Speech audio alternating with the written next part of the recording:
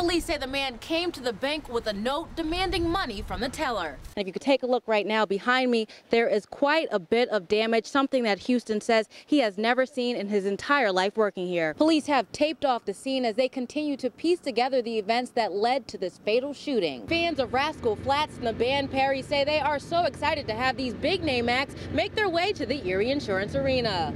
And officials tell us they're hoping that with this newly renovated arena, more people will attend games and support our local teams. This is the fourth time Peanut the Elephant is taking flight in the U.S., and Saxon says to be here at the Thurston Classic is an experience that he holds close to his heart. So before you make a splash at Presque Isle this weekend, here are some safety tips you should follow. You really can't go wrong by coming down to celebrate Erie. That's good.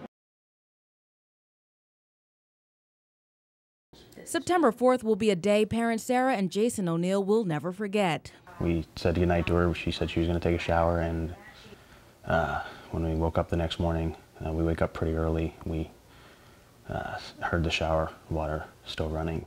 Eldest daughter Alyssa, a former McDowell cheerleader and a freshman at Penn State Barron who was studying to become a nurse, died following a parent's seizure. She was only 18.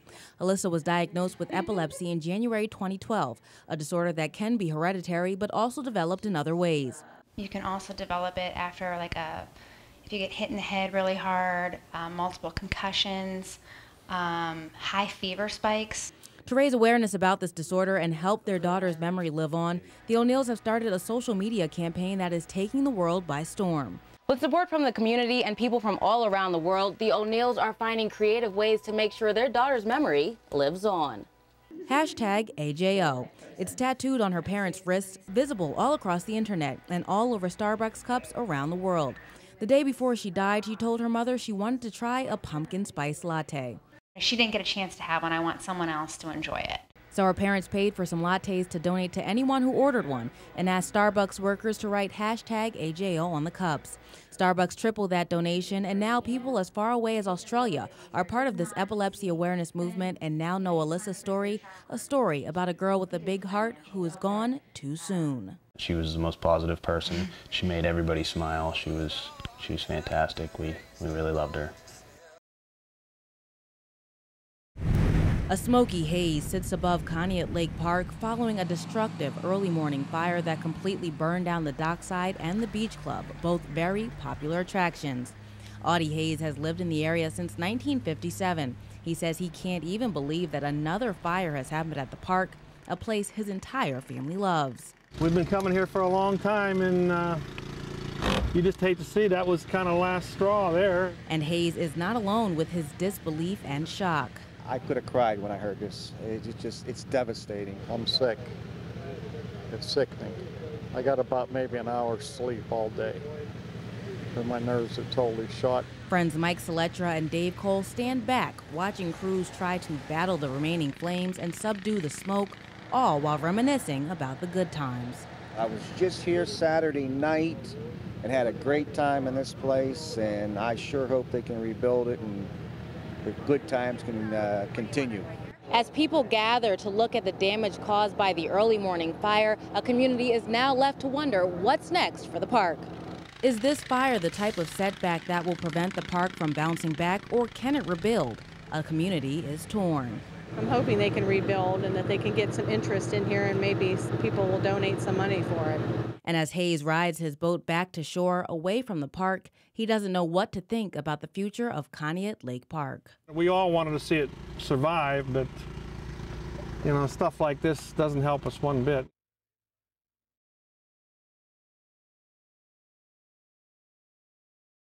The Crawford County Fair is a staple in northwestern Pennsylvania, something everyone should experience, including me.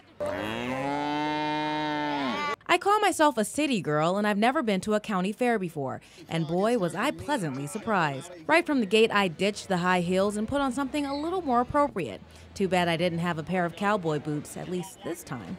First stop was food. Beautiful, great, delicious. I had a delicious gyro, but if you want something a little sweeter, oh, the fair has you covered. All deep fried things. We have elephant ears, funnel cakes are the, #1.